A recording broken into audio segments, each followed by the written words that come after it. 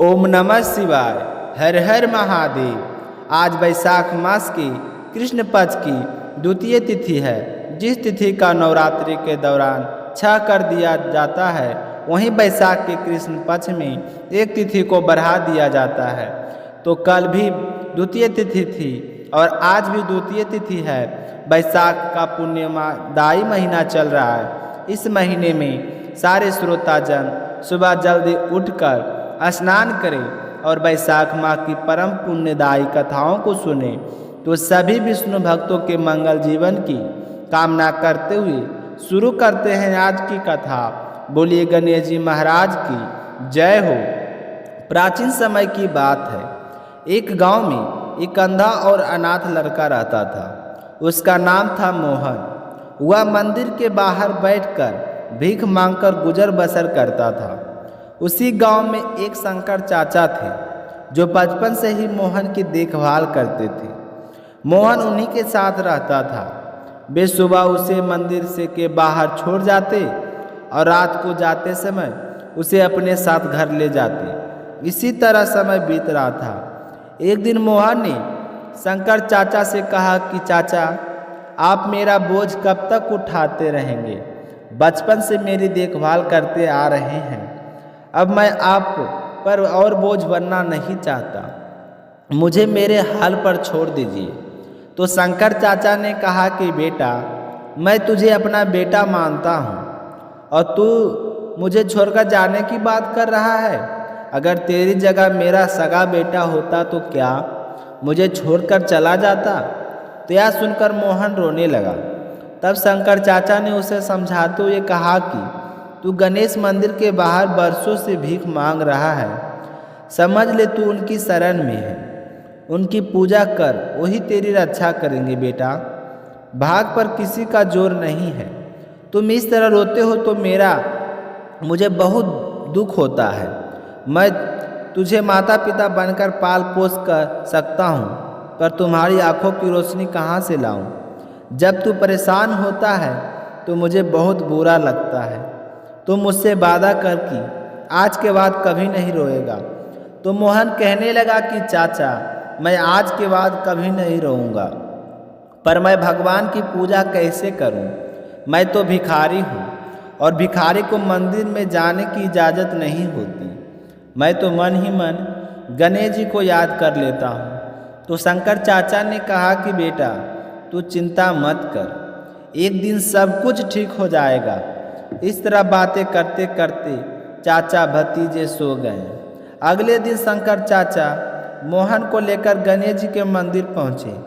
तभी मंदिर के पुजारी ने उन्हें रोका और कहा कि अरे, इस भिखारी को कहाँ मंदिर के अंदर ले जा रहे हो?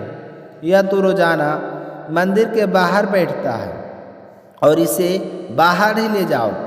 तो पुजारी की बात सुनकर शंकर चाचा ने कहा कि क्या भिखारी इंसान नहीं होते?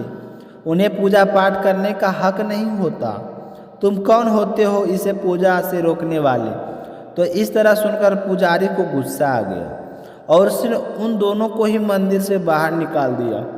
तब मोहन ने कहा कि चाचा, रहने दो, मैं यहीं बैठकर भगवान की पूजा कर लूँगा। आप इनसे बहस मत करो। अगर पुजारी को ज़्यादा गुस्सा आ गया तो यह मुझे मंदिर के बाहर भी नहीं बैठने देगा। यह कहकर मोहन अपनी पुरानी जगह पर आकर बैठ गया। शंकर चाचा अपने काम पर चले गए। मोहन बैठकर भीख मांग रहा था। तभी उसे किसी ने रोने की आवाज़ सुनाई दी। उसे लगा कि जैसे कोई बच्चा रो रहा है। तो उसने इधर उधर टटोलते हुए पूछा कि तुम कौन हो और क्यों रो रहे हो? तो उस बालक ने कहा कि मुझे बहुत भूख लगी है और मंदिर के पास की दुकान में बहुत ही अच्छे लड्डू रखे हैं, लेकिन मेरे पास पैसे नहीं हैं। तो मोहन कहने लगा कि कोई बात नहीं, तुम मेरे पैसे लेकर लड्डू खा लो। यह कहकर मोहन ने अपनी भीख में मिले हुए रुपये उसके आगे कर दिए। तो उसने उसमें से 5 रुपये उठा लिए और वहाँ से चला गया। थोड़ी देर बाद वह बालक मोहन के पास आया और कहने लगा कि मैं 2 लड्डू लाया हूँ, एक मैं खा लेता हूँ और एक तुम खा लो। तो मोहन ने कहा नहीं, दोनों लड्डू तुम ही खा लो। तुम्हारा नाम क्या है? तो वह बालक कहने लगा कि मेरा नाम तो गणेश है, पास ही में मेरा घर है। मेरे माता पिता सुबह सवेरे काम पर चले जाते हैं और मैं मंदिर में खेलने के लिए आ जाता हूँ। यह कहकर वह बालक चला गया। अगले दिन सुबह बालक रोजाना वहाँ आता और मोहन से 5 रुपये लेकर लड्डू खा लेता और चला जाता। एक दिन वह बालक आया तो उसने मोहन से कहा कि तुम मुझे रोजाना रुपये देते हो, कभी भी मना नहीं करते हो। तब मोहन ने कहा कि गणेश, मैं भगवान गणेश को लड्डू का भोग लगाना चाहता हूँ, लेकिन हम तो भिखारी हैं, हमें मंदिर के अंदर जाने की इजाज़त नहीं होती। जब तुम लड्डू खा लेते हो तो मुझे ऐसा लगता है कि जैसे गणेश जी खुद भोग लगाने के लिए मेरे पास आए हैं, इसलिए मुझे अच्छा लगता है। तुम रोज़ाना आ जाया करो, मैं तुम्हारा इंतज़ार करता हूँ। तो इसी तरह समय बीतता गया। एक दिन गणेश ने मोहन से कहा कि मैं तुमसे मिलने और लड्डू खाने अब नहीं आ सकूँगा, मेरे माता पिता दूसरे गांव जा रहे हैं। तो यह सुनकर मोहन तो रोने लगा।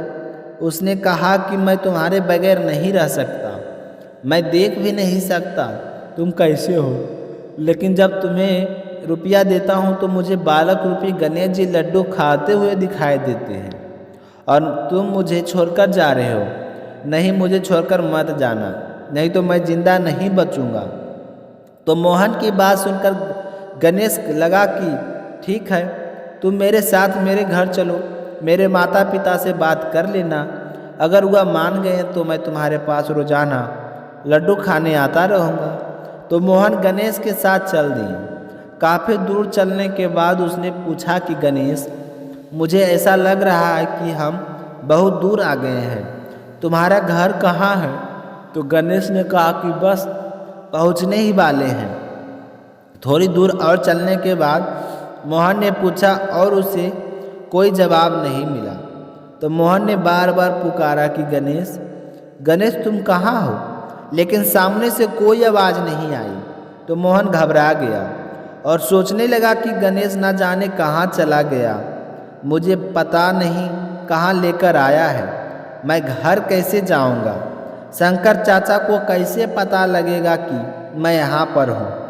इसी तरह घबराया हुआ जल्दी जल्दी चलने लगा तो उसका पैर किसी पत्थर से टकरा गया और वह गिर पड़ा और गिरते ही बेहोश हो गया।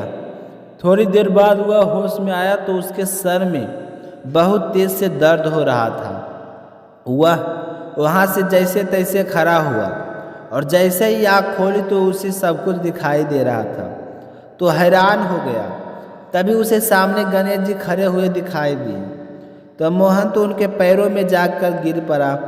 तो गणेश जी उससे कहा कि मोहन, जिस दिन तुम्हें मंदिर में जाने से मना किया था उसी दिन से मैं भोग लेने के लिए हर दिन तुम्हारे पास आता था। तुम इतने गरीब थे फिर भी मुझे रोजाना लड्डू खाने के लिए रुपये देते थे, तो मैं तुम्हारी श्रद्धा भक्ति से बहुत ही प्रसन्न हूँ। आज से तुम गरीब नहीं रहोगे, तुम्हारा घर धान धान से भरा रहेगा और कोई भी तुम्हें मेरे दर्शन से रोक नहीं सकेगा। यह कहकर भगवान गणेश अंतर ध्यान हो गए। मोहन की आंखों की रोशनी आ गई। वह अपने घर आया तो उसने देखा कि घर के कोने में सोने चांदी के रुपयों का ढेर लगा है और उधर शाम होने पर शंकर चाचा मोहन को लेने के लिए गणेश जी के मंदिर गए। वहाँ पर कहीं पर भी दिखाई नहीं दिया तो वह बहुत ही परेशान हुई और इधर उधर ढूंढने लगे। सोचने लगे कि मोहन कहाँ गया। वह बड़ा परेशान रहता था, कहीं मुझे छोड़कर तो नहीं चला गया। तो ढूंढते ढूंढते आधी रात हो गई। आँखों में आंसू लिए मोहन को याद करते हुए शंकर चाचा घर गए। घर आए तो देखा कि सारा घर रोशनी से जगमगा रहा था। तो यह घर देखकर शंकर चाचा बहुत ही हैरानी हुई। तभी मोहन बाहर आया और शंकर चाचा को देखते उनसे लिपट गया और कहने लगा कि चाचा देखो, मुझे दिखाई देने लगा। आपने सच कहा था कि भगवान मेरी रक्षा करेंगे। देखो आज गणेश जी भगवान ने मेरी कितनी मदद की है, मेरी आंखें भी ठीक कर दी है और हमें खूब सारा धन दिया है। आज के बाद से हम दोनों गणेश जी मंदिर जाया करेंगे। अब से हमें मंदिर जाने से कोई नहीं रोक सकेगा। तो अगले दिन ही मोहन नए कपड़े पहनकर शंकर चाचा के साथ लेकर गणेश मंदिर जाने लगा। अब उसे अंदर जाने से कोई भी नहीं रोकता। तो गणेश जी इस चमत्कार को देखकर पुजारी को भी बड़ी हैरानी हुई। उसने मोहन से माफ़ी मांगी और कहा कि बेटा मुझे माफ़ कर दो। मुझे नहीं पता था कि भगवान की पूजा करने के लिए धन नहीं सच्ची श्रद्धा की ज़रूरत होती है। तो मोहन कहने लगा कि पुजारी जी शायद तुम सही कह रहे हो, लेकिन मुझे पता था कि भगवान की पूजा करने के लिए धन की ज़रूरत होती है। क्योंकि आज मेरे पास धन है तो आप भी मुझे पूजा करने से रोक नहीं रहे हैं। तो यह सुनते ही पुजारी जी की आंखों में आंसू आ गए। हे विघ्नहर्ता गणेश जी, जिस तरह आपने मोहन की रक्षा की है वैसे सबकी रक्षा करना। बोलिए गणेश जी महाराज की जय हो। अब अपने सुनते हैं वैशाख मास के महात्म का आगे का अध्याय। तो प्रेम भाव से कहिए श्री हरि विष्णु भगवान की अनंत स्वरूपों की जय हो। जब राजा ने विष्णु दूत गणों से पूछा कि यदि मैं पुण्य आत्मा हूँ तो इस महाभयंकर यातना मार्ग से कैसे लाया गया हूँ, मैंने कौन सा पाप किया था और कौन सा पुण्य किया था जिसके प्रभाव से मैं विष्णु धाम को जा रहा हूँ। मेरे मन में संशय हो रहा है कि कृपया करके आप इसका निवारण कीजिए। तो राजा की बात सुनकर दूत कहने लगा कि हे राजन, तुम्हारा मन काम के अधीन हो रहा था, इसलिए तुमने कोई पुण्य यज्ञ अनुष्ठान अथवा यज्ञ विशिष्ट अन्न का भोजन नहीं किया है। इसी कारण तुम्हें इस मार्ग से लाया गया है। किंतु लगातार 3 वर्षों तक तुमने अपने गुरु की प्रेरणा से वैशाख मास में विधि पूर्वक प्रातः स्नान काल किया है तथा महापापों और अति पापों की राशि का विनाश करने वाले भक्त वत्सल विश्वेश्वर भगवान मधुसूदन की बड़े ही भक्ति भाव से पूजा की है। यह सब पुण्य का सार है। केवल एक ही पुण्य से तुम देवताओं द्वारा पूजित होकर विष्णु धाम ले जाए जा रहे हो। हे राजन, जैसे एक ही चिनकारी पड़ने से तिनकों की ढेर भस्म हो जाती है, उसी प्रकार वैशाख के महीने में प्रातःकाल स्नान करने से पाप राशि का विनाश हो जाता है। जो भी व्यक्ति वैशाख महीने में शास्त्रोक्त नियमों से युक्त होकर स्नान करता है वह श्री हरि विष्णु भक्त पुरुष अति पापों से समूह से छुटकारा पाकर विष्णु पद को प्राप्त होता है। यह सुनकर दया का भाव रखने वाले राजा ने उन जीवों को शोक से पीड़ित हो गया। भगवान श्री हरि विष्णु के दूतों से विनय पूर्वक कहा कि साधु पुरुष प्राप्त हुए ऐश्वर्य को गुणों का तथा पुण्य का यही फल मानते हैं कि उनके द्वारा कष्ट में पड़े हुए जीवों की रक्षा हो जाए। यदि मेरा कुछ पुण्य है तो उसी के प्रभाव से यह नरक में पड़े हुए जीव निष्पाप होकर स्वर्ग लोक को चले जाए, मैं इनकी जगह नरक में निवास करूँगा। तो राजा के ऐसे वचन सुनकर श्री हरि विष्णु के मनोहर दूत उनके सत्य और उदारता पर विचार करते हुए कहने लगे कि हे राजन, इस दया रूप धर्म के अनुष्ठान से तुम्हारे संचित धर्म की विशेष वृद्धि हुई है। तुमने वैशाख मास में जो स्नान दान जप होम तप तथा देव पूजन आदि कर्म किए हैं वे अच्छे फल देने वाले हो गए हैं। जो वैशाख मास में स्नान दान करके भगवान का पूजन करता है वह सब कामनाओं को प्राप्त होकर श्री विष्णु धाम को जाता है। एक और ताप दान और यज्ञ आदि की शुभ क्रिया और एक और विधि पूर्वक आचरण में लाया हुआ वैशाख मास के व्रत हो तो उनमें वैशाख मास ही महान होता है। हे राजन, वैशाख मास के एक दिन का जो भी पुण्य है वह तुम्हारे लिए सब दानों से बढ़कर दया के समान, धर्म दया के समान, तप के समान दान और दया के समान कोई मित्र नहीं है। पुण्य का दान करने वाला मनुष्य सदा लाख गुना पुण्य प्राप्त करता है और तुम्हारी इस दया के कारण धर्म की अधिक वृद्धि हुई है। जो मनुष्य दुखित प्राणियों का दुख से उद्धार करता है वही संसार में पुण्य आत्मा है। उसे भगवान नारायण के अंश से उत्पन्न हुआ जानना चाहिए। हे राजन, वैशाख मास की पूर्णिमा को तीर्थ में जाकर जो तुमने सब पापों का नाश करने वाला स्नान दान आदि पुण्य किया है उसे विधिवत भगवान श्री हरि को साक्षी मानकर 3 बार प्रतिज्ञा करके इन पापियों के लिए दान कर दो तो उस दान के प्रभाव से या नरक से निकलकर स्वर्ग लोक को चले जाएंगे। हमारा तो ऐसा विश्वास है कि पीड़ित जंतुओं को शांति प्रदान करने से जो आनंद मिलता है उसे मनुष्य स्वर्ग और मोक्ष में भी प्राप्त नहीं कर सकता। हे राजन, तुम्हारी बुद्धि दया एवं दान में दृढ़ है।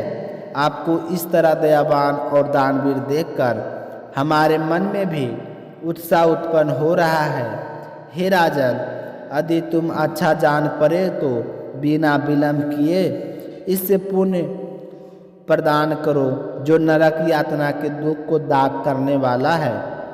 विष्णु दूतों को इस तरह कहने पर दयालु राजा महारथ ने भगवान गदाधर को साक्षी मानकर 3 बार प्रतिज्ञा पूर्वक संकल्प करके उन पापियों के लिए अपना पुण्य अर्पण किया और वैशाख मास के एक दिन के ही पुण्य का दान करने पर वे सारे जीव यम यातना के दुख से मुक्त हो गए और फिर अनंत हर्ष में भरकर वे श्रेष्ठ विमान पर आरूढ़ हुए और राजा की प्रशंसा करते हुए उन्हें प्रणाम करके स्वर्ग लोक के चले गए। इस दान से राजा को विशेष पुण्य की प्राप्ति हुई।